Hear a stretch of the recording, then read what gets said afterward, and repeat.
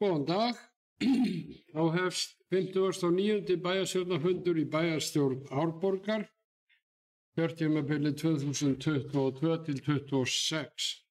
Fundurinn er haldinn hér 4. júní, miðvikudaginn 4. júní árið 2025 og hann hefst hér klukkan 16 í Grænumörk á Selfossi.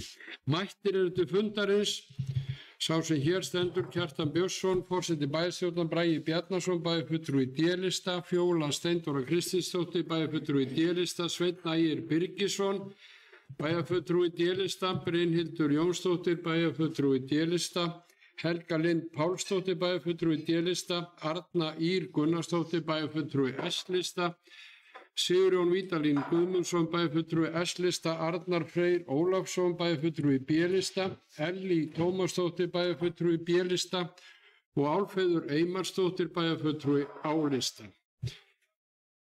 Það er Rósa Sif Jónsdóttir, nýkrýnt afmælisbarn sem ritar hér fundargerðina. Fyrst langar mig að kalla eftir athugasemdum ef að þær eru við boðun fundarins. Ef einhverjar eru, ef svo er ekki, þá göngum við til dagskrár.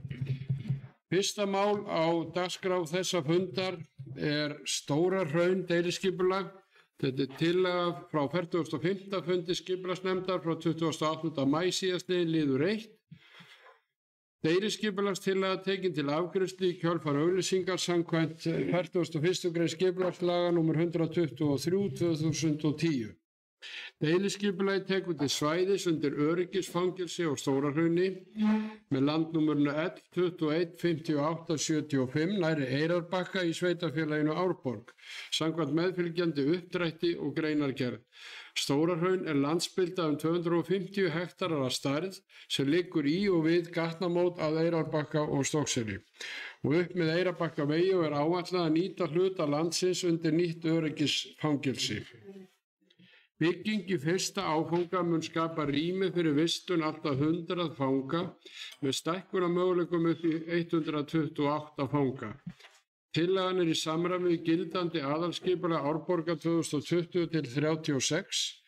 Deiliskipulagstillagan var auglýst í dagskránni og lögbirtingablaðinu auk þess sem tillagan var aðgengileg á heimasíðu sveitarfélagsins Árborgar frá 13. mars með athugasemdafresti til og með 30. apríl 2025. Umsagnir bárust frá Vegagerðinni, Brunavörnum Árnessýslu, Heilbrigðiseftirliti Suðurlands, Minjastofnun, Náttúrufræðistofnun, Náttúruverndarstofnun, auk athugasemda frá landeiganda Efra-Sels. Helstu atriði umsagna snéru að fráveitumálum, vatnasvæðum, votlendismálum, fuglavernd, auk nokkur athugasemda frá landeiganda Efra-Sels. Skipulagsnefnd hefur farið yfir umsagnir og athugasemdir og hefur sett saman í samantektarskjali viðbrögð við umsögnum og athugasemdum sem mun fylgja með öðrum gögnum tillögunnar og verða send til Skipulagsstofnunar til afgreiðslu. Skipulagsnefnd samþykkir fyrir sitt leyti tillöguna í samræmi við 41. grein skipulagslaga nr. 123/2010.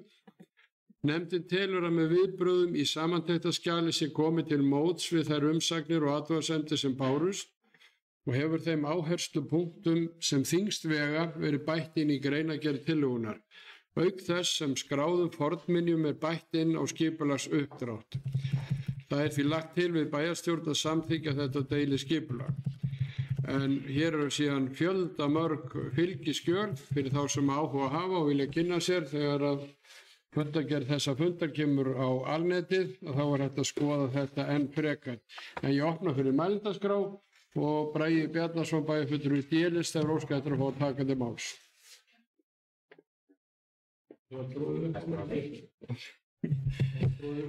Forseti bæjarfulltrúar og aðrir tilnefnendur. Já, ég er hér að taka fyrir deiliskipulag í landi Stóra-Hrauns fyrir nýtt öryggisfangelsi sem er virkilega jákvætt að sé verið að fara að byggja upp inn í sveitafélaginu hjá okkur. Það komu heilmargar umsagnir, mjög ítarlegar og góðar og svona til þess að þær helstu, því að það var náttúrulega verið sett öll svör saman í samantækskjal sem verður aðgengileg. En það má svona nefna helstu þetta aðganga slökkvivatni sem það þarf í rauninni aðganga miklu vatni ef eitthvað kemur upp á og það hefur verið skoðað að leysa það með í rauninni annarkot söfnunatangi hreinlega bara borholu innan lóðarinnar og mér sýnist það svona geta orðið niðurstaðan ef það finnst vart að vera það mjög góð lausn fyrir það svæði, þurfum ekki að taka það af innviða af lögnum sem þarf að leggja í köldu vatni á svæði, þá þetta ná bara í vatni það sem það Fráveitumálin hafa verið skoðað sérstaklega og þau verða leyst innan lóðar miðað við allan stöðun í dag og það loki ekki á aðra samvinnu til framtíðar í þeim efnum og síðan það svona kannski stærra mál sem tegir sig aðeins við það auðvitað ágangur af votlendissvæðinu, þetta votlendissvæði og þarna verið að fara að byggja stórt, þá þarna samt í hönnun og deiliskipulaginu gert reynt að milda áhrifin það eins og hægt á það svæði sem og síðan í rauninni þarf að vinna áfram með viðeigandi stofnunum að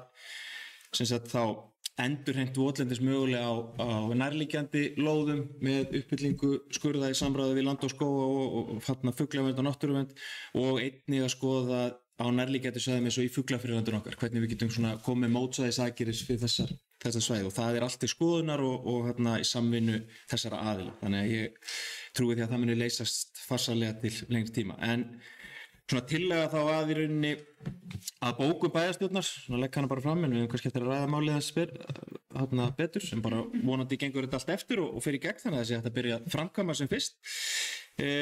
Tillaga að bókun sem þessi farið hefur verið umsagnir og athugasemdir og sett saman í samantekta skjali viðbrögð umsögnum og athugasemdum sem munu fylgja með öðrum gögnum tillögunar og verða send Skipulagsstofnun til afgreiðslu. Bæjarstjórn telur að með viðbrögðum í samantekta skjali sé komið til móts við þær umsagnir og athugasemdir sem bárust og hefur þeim áherslupunktur sem þyngstu vega verið bætt inn í greinargerð tillögunar. Auk þess sem skráðum fornminjum bætt inn í skipulagsuppdrátt. Og síðan þá endingu bæjarstjórn samþykki tillögu að deiliskipulagi í samræmi við 41. grein skipulagslaga nr. 123/2010 og felur skipulagsfulltrúa að senda Skipulagsstofnun tillöguna til afgreiðslu. Þannig hér erum við í rauninni að loka málinu frá okkar hendi að samþykkja hana að því gefnu að Skipulagsstofnun samþykkja hana svo að endingu að lokinni afgreiðslu í okkur. En allt svo mikið að fara nánar en það. Takk fyrir.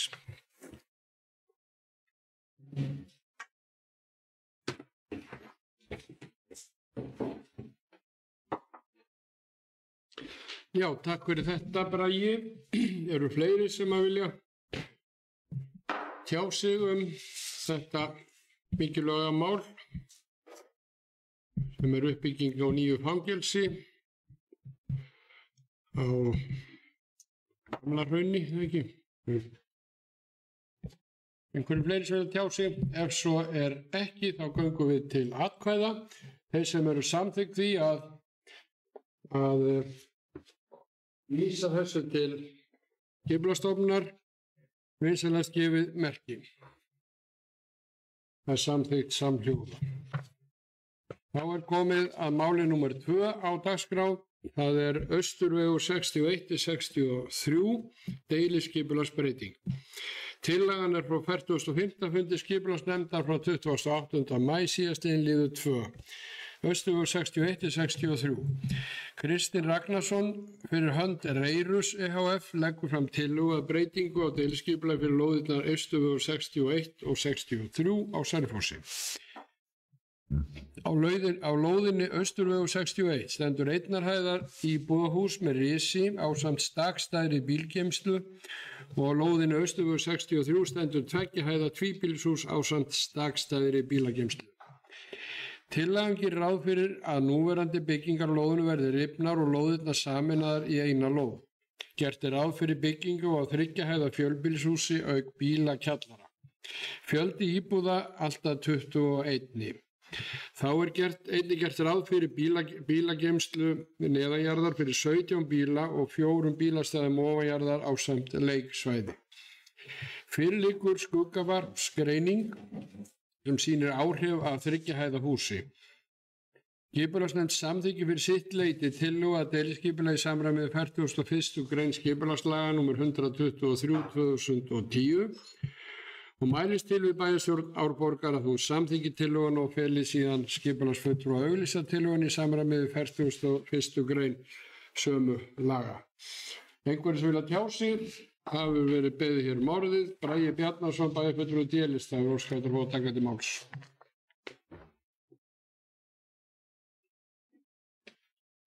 Forseti bæjarfulltrúar og aðrir tilnefnendur. Já, hér erum við með deiliskipulagstillögu fyrir lóðirnar Austurvegur 61 til 63 sem hefur nú komið áður til umræðu hjá okkur og við frestum með vísum aftur til skipulagsnefndar til nánari skoðunar og nefndin hefur unnið þetta mjög ítarlega núna með lóðareigendum og átt þarna svona óformleg samskipti líka bara við íbúa sem hafa þarna sinnt málinu mikinn áhuga, bara skiljanlega, það getur haft áhrif á nærliggjandi lóðir. Það samstarf hefur skilað sér í því að frá svona fyrri tillögu hefur húsið verið lækkað, þannig að áhrif skuggavarps eru orðin í rauninni svona í samræmi við nærliggjandi hús og ætti að teljast í nokkri sátt. Ásamt því að það hefur bætt við bílakjallara, þannig að það er búið að búa til í rauninni eða gera það verkum að það er dvalarsvæði, gott dvalarsvæði komið á lóðinni fyrir íbúa líka, sem er svona einna sem kannski tveir megin þáttur sem skipulagsnefnd vildi fá lagfærð í nýrri tillögu. Einnig er smávægileg stækkun á byggingarreit og líkt og skipulagsfulltrúi fór nú aðeins yfir á kynningafundi fyrir bæjarfulltrúum, þá var nefndin meðvituð alla þessa þætti sem eru inn í deiliskipulagsuppdrættinum en láðist að setja inn í innganginn á sér setningu byggingarstækkun á byggingarreitnum og þar að leiðandi er maður með tillögu inn í bókunni hjá okkur að við tökum það fram, þannig að það sé alveg skýrt hvað ræðir, þó að þetta kom allt saman fram með þetta í gögnum. En tillögurnar hafa í rauninni nú þegar verið sendar á íbúana, þannig að þeir eru með gögn og mér finnst mjög líklegt að það verði haldin sérstakur kynningafundur fyrir íbúa nærliggjandi lóðu núna þegar auglýsingatími myndi hefjast, þannig að öllum spurningum sé svarað og ef einhverjir vilja gera þá athugasemdir í því ferli að þá séu þær meðvitaðar og búin að fá ykkur svör. En tillaga að bókun bæjarstjórnar vegna málsins, og ég fæ að lesa hann upp og við tökum þá til umræðu ef þarf. Það er lögð fram tillaga bókun bæjarstjórnar tillögu að breytingum á deiliskipulag fyrir lóðirnar Austurvegur 61 og 63 á Selfossi. Á lóðinni Austurvegur 61 stendur einnar hæðar íbúðarhús með risi ásamt stakstæðri bílageymslu og á lóðinni Austurvegur 63 stendur tveggja hæða tvíbýlishús ásamt stakstæðri bílageymslu. Tillagan gerir ráð fyrir að núverandi byggingar á lóðinni verði rifnar og lóðirnar sameinaðar í eina lóð. Þá er gert ráð fyrir stækkun á byggingarreiti norðurs og austurs, auk þess sem heildarnýtingarhlutfall er aukið 0,1, það fer semst úr 1,7 í 1,8. Gert er ráð fyrir byggingu á 3 hæða fjölbýlishúsi auk bílakjallara. Fjöldi íbúða allt að 21. Þá er einnig gert ráð fyrir bílageymslu neðanjarðar fyrir 17 bíla og 4 bílastæðum ofanjarðar ásamt útisvæði. En fyrir liggur skuggavarpsgreining sem sýnir áhrif af 3 hæða húsi og aðkoman er frá Heiðmörk. Og síðan þá að endingu þessi klassíska bæjarstjórn Árborgar samþykki skipulagstillögunni í samræmi með 41. grein skipulagslaga nr. 123/2010 og felur skipulagsfulltrúa að auglýsa tillögunni í samræmi við ógreinda grein skipulagslaga. Og bæjarstjórn leggur áherslu á að tillagan verði sérstaklega kynnt íbúum við Heiðmörk, íbúum við Austurveg 55, í Austurálmu og Mjólkursamsölu Lemmer sem eru nærliggjandi lóðir. Ég held að það sé mjög mikilvægt þegar það sem er verið að sameina lóðir og hækka hús þannig að allir séu með upplýsingar til þess að geta þá komið sínum athugasemdum á framfæri. En málega til umræðu. Takk fyrir.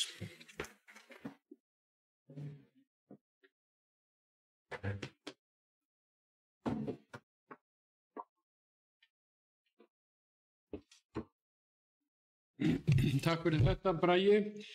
Forseti vill ítreka það í afgreiðslu á fyrsta málun áðan að þó ég hef talað að það væri verið að vísa því til skipulagsstofnunar, þá vorum við að samþykkja skipulagið fyrir nýtt svæði fyrir fangelsi og svo var það bókunin sem er að bókunin kemur og fylgir málinu sem að bæjarfulltrúi Bragi las þér upp áðan og verið sendt til Rósu. En við erum að ræða hér mál nr. 2 sem er Austurvegur 61 til 63, deiliskipulagsbreyting og það er opið fyrir mælendaskrá. Hverju vilja tjá sig, bæjarfulltrúar. Og þarna er verið að leggja til að að senda þetta í auglýsingu og nána kynningu og ítrekað eins og hér var sagt áðan fyrir íbúunum sem að búa í nærliggjandi umhverfi við Heiðmörk og Austurveg og eins þeim fyrirtækjum sem þar eru. Einhver sem vilja tjá sig að svo komnu máli og ber ég þetta upp til atkvæða mál númer 2 deiliskipulagsbreytingu við Austurveg 61 til 63 og þeir sem samþykkja að auglýsa þessa tillögu í samræmi við 41. grein skipulagslaga vinsamlegast gefið merki. Það samþykkt samhljóða. Og svo fylgir í þessi bókun sem þarna var framlögð og lesin upp í ráðan. Þá mál númer 3, endurskoðun á samþykktum gatnagerðargjald og byggingaréttargjald. Tillagan frá 131. fundi bæjarráðs frá 30. maí síðastliðinn liður 3. Endurskoðun á samþykktum gatnagerðargjald og byggingaréttargjald. Lögð fram endurskoðuð drög á samþykktum gatnagerðargjald og byggingaréttargjald. Bæjarráð samþykki fyrir sitt leyti endurskoðun á samþykktum gatnagerðargjald og byggingaréttargjald og vísar málinu til umræðu og samþykktar í bæjarstjórn. Ég opna því fyrir mælendaskrá og Bragi Bjarnason bæjarfulltrúi D-lista óskar að fá að taka til máls.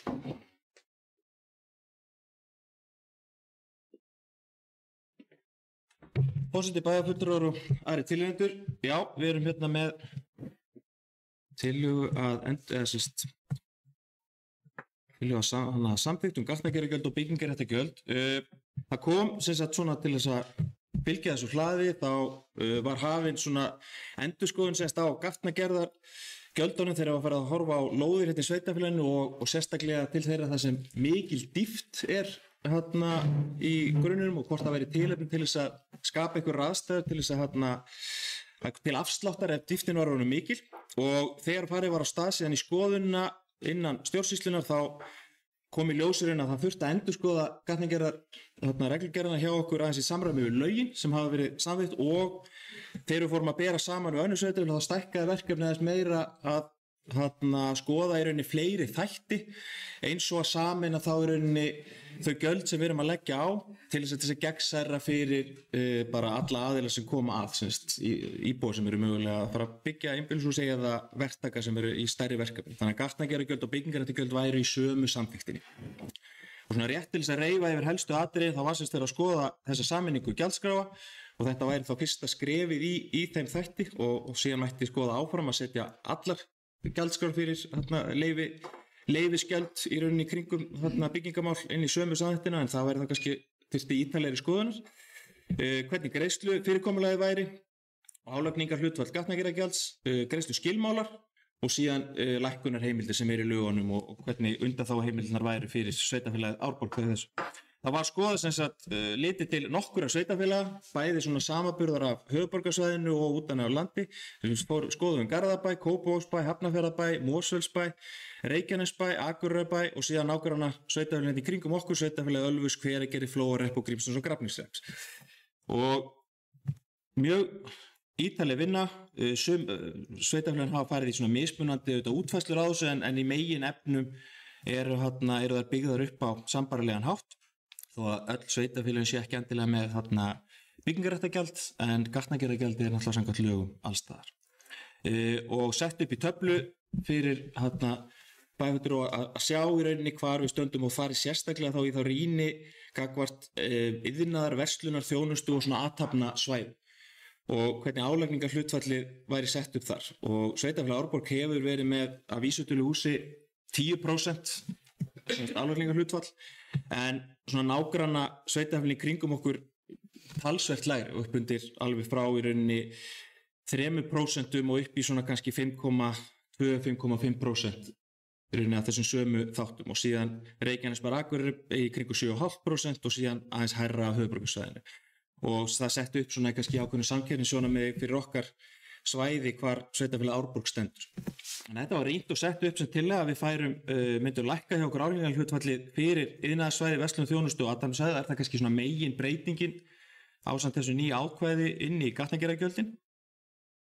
Einnig var skoðað greiðsluskilmálar og þá var rýnt hvort að ætti að fjölga þeim en eftir samtal við fleiri sveitafélög þá þau sveitafélög sem höfðu haft svona sveigjanleika í greiðslu gatnagerðargjald og fleiri gjalda, þau voru að falla frá því, þannig að þá væri bara hort á í rauninni einn gjalddaga almennt, en það væri heimildir þá aðeins til mismunar hvort íbúðarhúsnæði ræða eða annað húsnæði. Og svona til þess að leggja það upp þá var hort til þess eða svo lagt til við úthlutun annarra lóða en fyrir íbúðarhúsnæði, þá væri sett upp greiðslufyrirkomulagið að lágmarks við úthlutun atvinnulóðar undir einhverju atvinnustarfsemi, þá greiðir alltaf lágmarksgjald við úthlutun miðað við nýtingarhluta 0,3 og síðan í rauninni þegar þú sækir byggingarleyfi þá greiðir samkvæmt gjaldskrá fyrir það sem þú byggir fyrir, vegna þess að sveigjanleikin í stærður lóða og mismunandi hvað atvinnustarfsemi þarf getur verið mjög mikill, og það væri í rauninni bara ósanngjarnt að rukka samkvæmt öllum heildarheimildum þegar þú þarft kannski ekki að byggja eins stórt og þarft kannski meira athafnasvæði kringu og skoðum það út frá þeim lóðum sem við eigum. En það annars eðlis með íbúðarlóður sem eru alltaf jafna innan þess svigrúms að það allar heimildir nýttar undir íbúðarhúsinu eða mestu leyti. Þannig að það var sett upp til að þessu greiðslufyrirkomulagi fyrir atvinnulóðir að þú borgar ákveðið lágmark við úthlutun og síðan þegar að byggingarleyfi kemur inn. Það önnur breyting. Og eftir kynningafund sem var á mánudag fyrir bæjarfulltrúa þá sváum við að orðaval sem var í rauninni gæti skapað misskilning og ekki verið að nota, þannig að það var tekið út og í útgáfu sem var sendt bæjarfulltrúum í gær að taka út og vera að tala um eitthvað prósentu hlutabyggingar, heldur bara verið að tala um nýtingarhlutfall 0,3 sem lágmarki, þannig að það væri alltaf með sama orðanotkun og notuð í praktíkinni. Síðan var farið yfir sérstakar lækkunarheimildir og það semst bara í samræmi við lögin og þar var síðan bætt við hjá okkur að miða við ákveðna dýftarmælingu. Ef þú færir niður fyrir ákveðna dýft í grunni miðað við gólfkóða að þá kæmi afsláttur á móti af gatnagerðargjöldum þó aldrei meiri en að 75% af gatnagerðargjöldum og meðal dýftin hjá svona innan Árborgar í kringu 3 metra, þannig að þegar þú væri komið neðan en 4 metra að þá færi þessi afsláttur að tikka inn, þannig að það væri svona reynt að gæta aðeins jafnræðis á milli lóða þegar þú komið þetta djúpt. Og eins og þekkjum til þá ákveðin svæði hérna sem hafa ekki farið út, eða lóðir þar sem hafa ekki farið út í mörg ár vegna hræðslu við að menn þurfa að fara að grafa sig mjög langt niður og þar að leiðandi fari meiri jarðvegsfyllingu sem myndi þýða aukinn kostnað. Þetta náttúrulega gert að meginefni til þess að reyna að hvetja til aukinnar atvinnuuppbyggingar í sveitafélaginu. Síðan aðra breytingar sem ákomið inn að gatnagjaldið uppfærist bara við byggingarvísitölu fyrsta hvers mánaðar eins og hjá flestum öðrum í staðinn fyrir 2 ára á ári, þannig að það sé bara stöðugt frá mánuð til mánaðar, en annars gjaldstofninn nánar útfærður bara í lögunum sjálfum. Og síðan semst ákveði byggingarréttargjald aðeins útfært og það efnislega ekki verið að breyta neinu gagnvart byggingarréttargjaldinu, það einungis verið að sameina það þá inn í sömu samþykktina og eins og við sjá í uppsetningunni þá það bara sett upp í kafla, það sem verið að tala um gatnagerðargjald og síðan byggingarréttargjald, en þetta þá allt orðið hlut af sömu stærðinni. Og svona rétt til þess að bara ítarlegra yfir fyrir bæjarfulltrúa að þá það sem var breytt eftir að þá vorum við að tala um þetta í 3. greininni orðalag. Ég tala ekki um byggingarheimild, þetta hámarks byggingarmagns og síðan í greinum aðeins neðar það sem verið að tala um nýtingarhlutfallið 0,3 en ekki ákveðna prósentu af þarna magna sem geti valdið ákveðnum misskilningi. Og það semst eins í 8. greininni og þetta kom skýrt fram í sér þannig að það væri sýnt hverju væri verið að breyta og síðan hreint skjal líka sem verið þá að leggja til að verið samþykkt. Þannig ég held að það sé bara í meginefnum helstu breytingar sem koma fram og ef það einhverjar umræður eða spurningar þá tökum við það, en leggjum annars til að þessi samþykkt fyrir gatnagerðargjöld og byggingarréttargjöld verði samþykkt. Takk fyrir.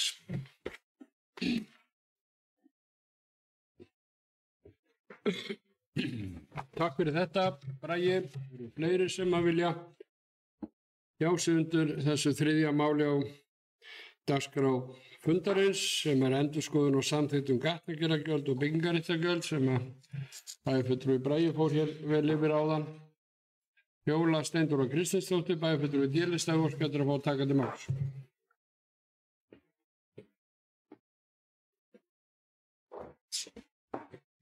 forseti, bæjarfulltrúar, aðrir tilheyrendur. Ég kem hér undir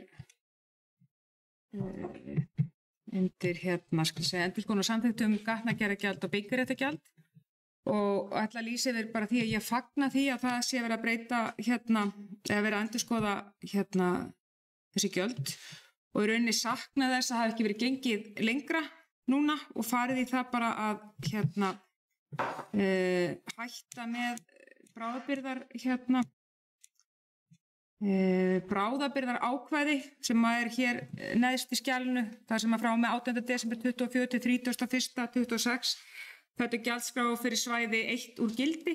Ég hefði kosið að það hefði bara verið tekin varanleg ákvörðun þarna. Mér hugnast ekki svona tímabundin einhver svona, ég veit ekki hvað að kalla þetta.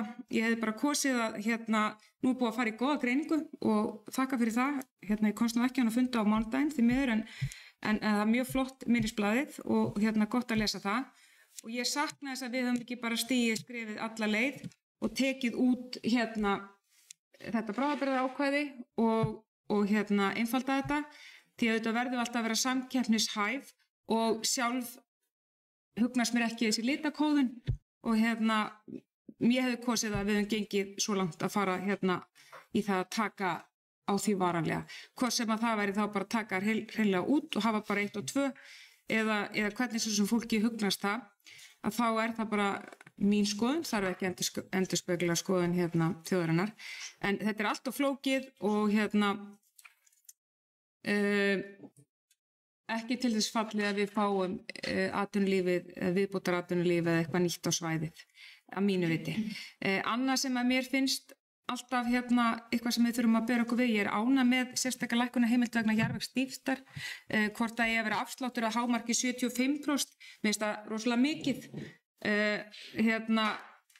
persónulega, mér finnst það rosalega há tala og ég hefði viljað sjá á hverju hún er byggð, hvort hún er bara kópí af Akureyrarbæ, ég veit það ekki, ég hef ekki skoðað Akureyrarbæ, en mér finnst það mjög hár afsláttur. Hefði talið eðlilegt að hann væri í einhverju syngi við það sem að kostnaðurinn væri umfram það sem aðrir þurfa að bera. Af því að auðvitað erum við þarna að reyna að mæta þeim sem að lenda í mun meiri kostnaði við að koma sér upp úr jörðinni. Annars fagna ég því að við séum að gera okkur samanburðarhæf við önnur sveitarfélög. Takk.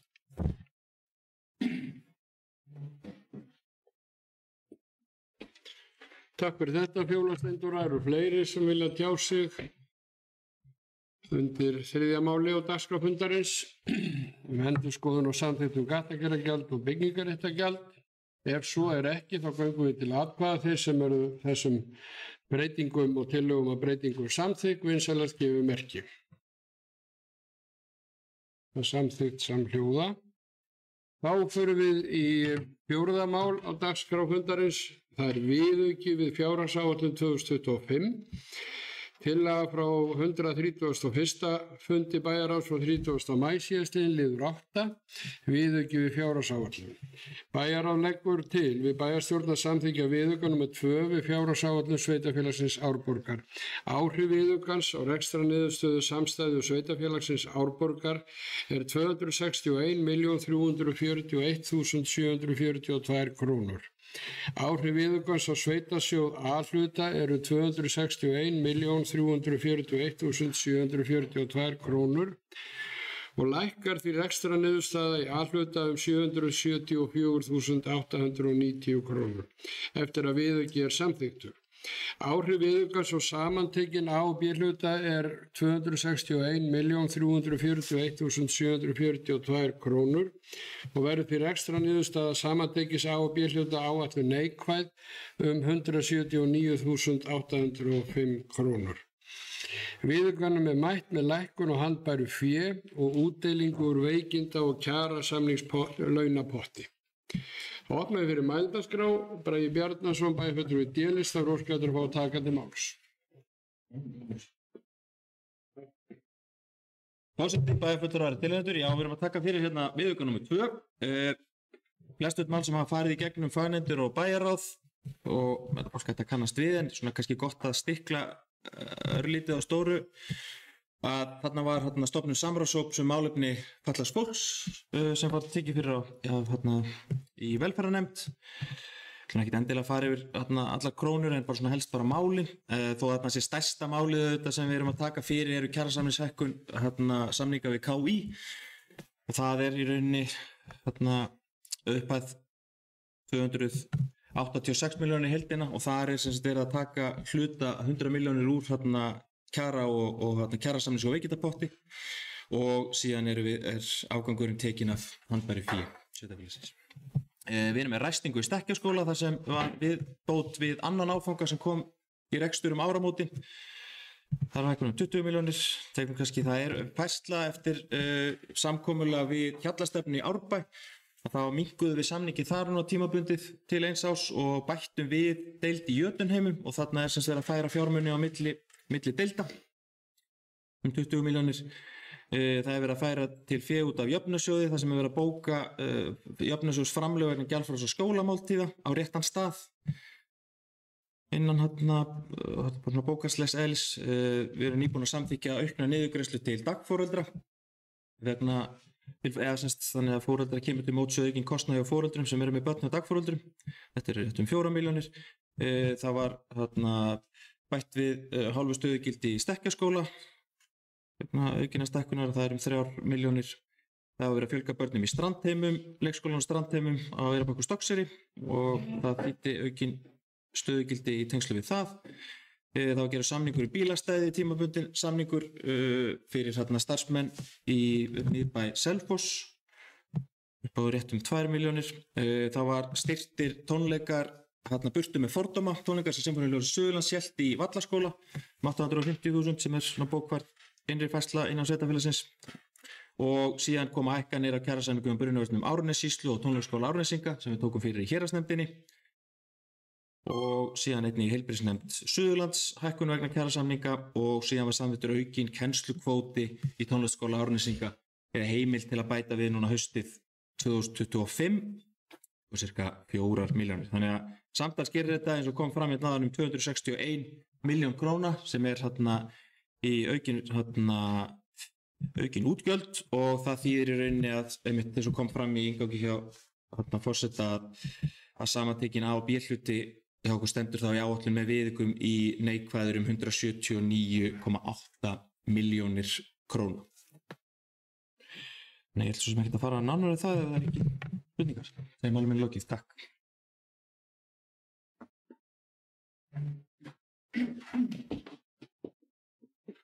Takk fyrir þetta, Bragi, og í upplestrinum áðan þá láðist forseta að fara rétt með töluna af því hún skrifuð hérna svona 179.805 krónur en það víst ekki alveg, það 179 milljónir, örlítið að núlum í viðbót og við höfum þetta allt saman rétt. Eru fleiri sem vilja tjá sig? Fjóla Steindóra Kristinsdóttir, bæjarfulltrúi í D-lista. Óskar að taka til máls.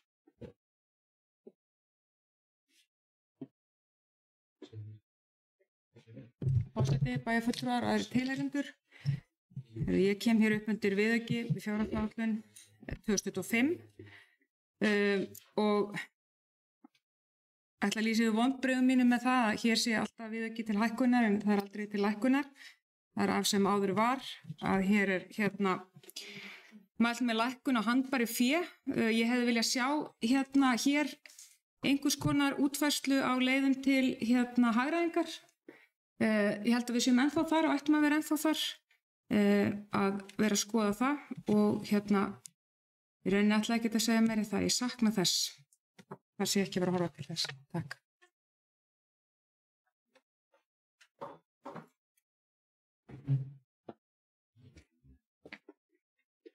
Takk fyrir þetta, Fjóla Steindóra. Eru fleiri sem vilja tjá sig?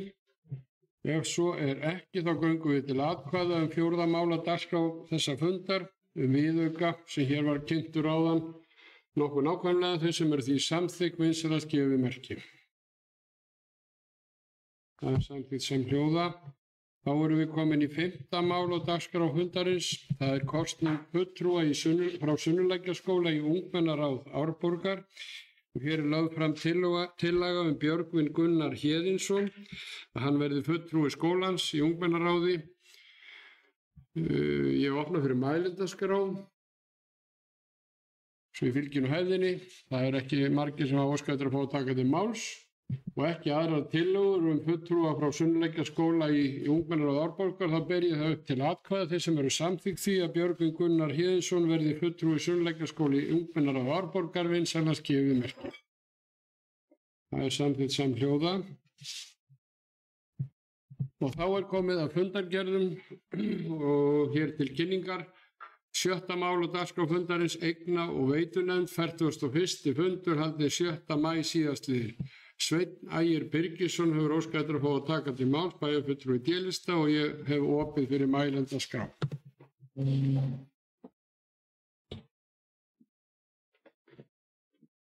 Forseti, bæjarfulltrúi tilheyrendur, á fjölmargt tekið fyrir á þessum fundi.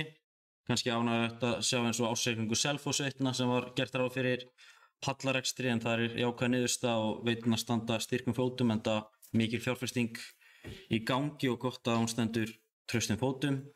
En mér langaði kannski að koma helst og ekki athygli á lið 2 sem biðskýli á Stokkseyri fyrir Árborgarstrætó. Það var þannig að við fengum áskorun frá íbúum, sem bæjaráð eða bæjaryfirvöld, að setja upp í strætóskýli á Stokkseyri, og Mannvirkja- og umhverfisstofnun hefur sett fest kaup á 2 strætóskýlum fyrir bæði Stokkseyri og líka fyrir Eyrarbakka, og við óskum sett eftir á nefndin eftir staðsetningu eða nánari staðsetningu á strætóskýlinu til íbúa, og íbúar geta farið á betri Árborg og komið tillögur hvar strætóskýli ætti að vera staðsett. En þetta líka unnið í samstarfi við þá aðila sem eru að þjónusta okkur við að keyra strætisvagnana, og líka reynt að hafa samband við helstu þjónustunotendur, en hvetja íbúa til að hafa áhrif og koma hugmyndir og hvar best væri að koma skýlinu fyrir. Það ekki nefndin eða við sem hér sitjum endilega sem eigum að ákveða þetta, heldur að þjónustunotendur og íbúar sem þetta komið til þar. Takk.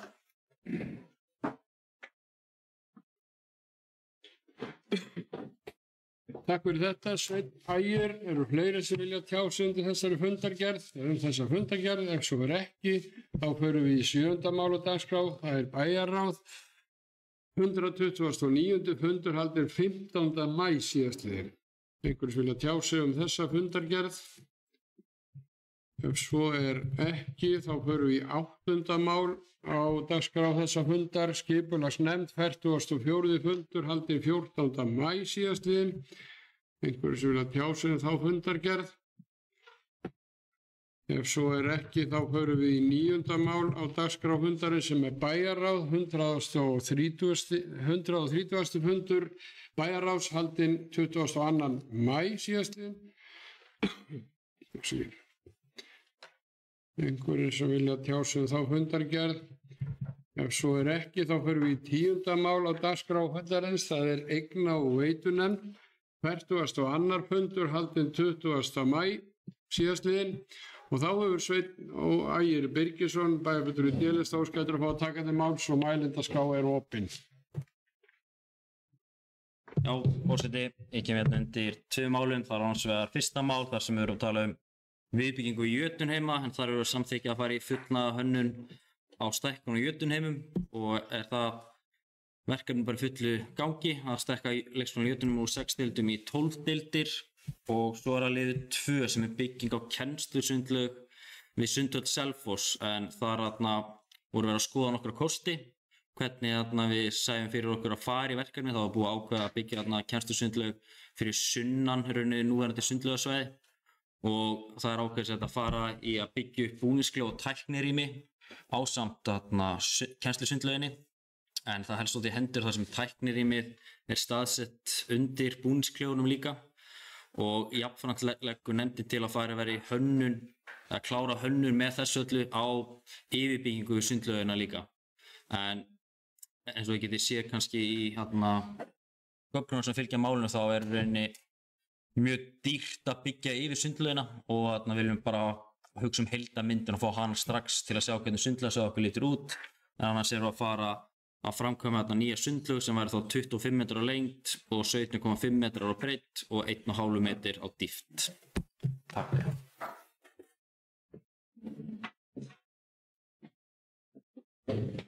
Takk fyrir þetta, Sveinn Ægir. Fleiri sem vilja tjá sig eigna- og veitunefnd fundargerð þess fundar, 42. fundar frá 20. maí. Ef svo ekki, þá förum við í 11. mál og dagskrá. Fræðslu- og frístundanefnd, 20. fundur, haldinn 21. maí síðastliðinn og opna fyrir mælendaskrá og Brynhildur Jónsdóttir, bæjarfulltrúi í D-lista, hefur óskað eftir að fá að taka til máls.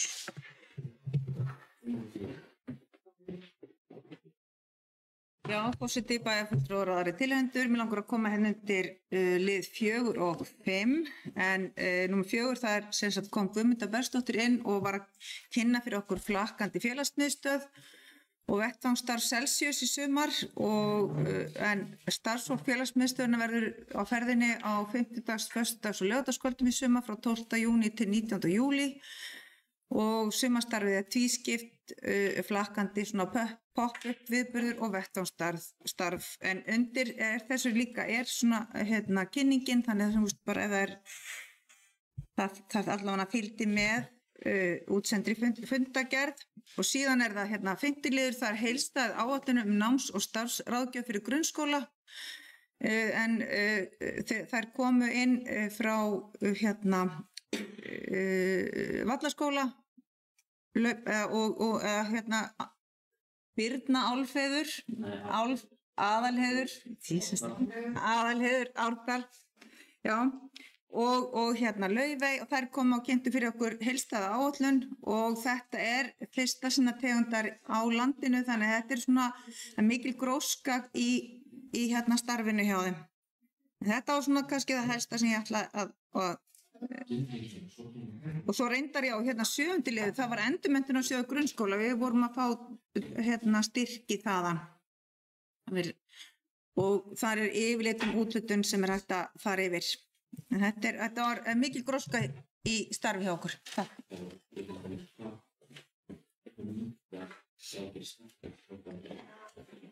Takk fyrir þetta, Brynhildur. Fleiri sem vilja tjá sig undir fræðslu- og frístundanefnd, ef svo er ekki, þá förum við í 12. mál og dagskrá, það er bæjarráð, 131. fundur frá 30. maí síðastliðinn og ég opna fyrir mælendaskrá, Bragi Bjarnason, bæjarfulltrúi í D-lista, hefur óskað eftir að fá að taka til máls. Forseti, bæjarfulltrúar tilheyrendur, nú bara svona kannski eitt mál sem ég langar að vekja athygli á þess að við tókum fyrir mál úr umhverfisnefnd. Það er breyting á opnutíma gámasvæðisins. Bæjarráð var að staðfesta tillögu umhverfisnefndar að lengja núna út september semst opnutíman á miðvikudögum.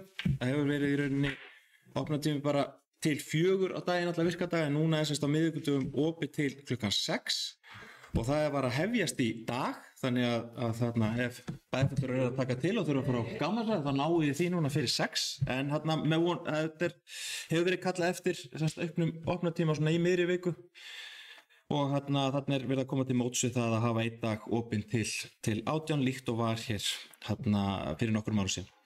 Þannig að vildi bara svona vekja athygli á þessu, þetta var að hefjast semst í dag. Mjög gott, takk fyrir.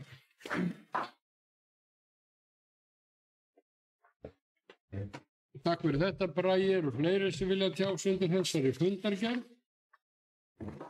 Ef svo er ekki, að þá er dagskrá þessa 59. fundar bæjarstjórnar Árborgar tæmd og tiltölulega fáum ræðum að þessu sinni, það vill stundum verða. Við hittumst næst að 2 vikum liðnum. Dagsetningin er 18. júní eftir þjóðhátíðardaginn og afmælisdegi Álfheiðar en forseti segir fundi slitið.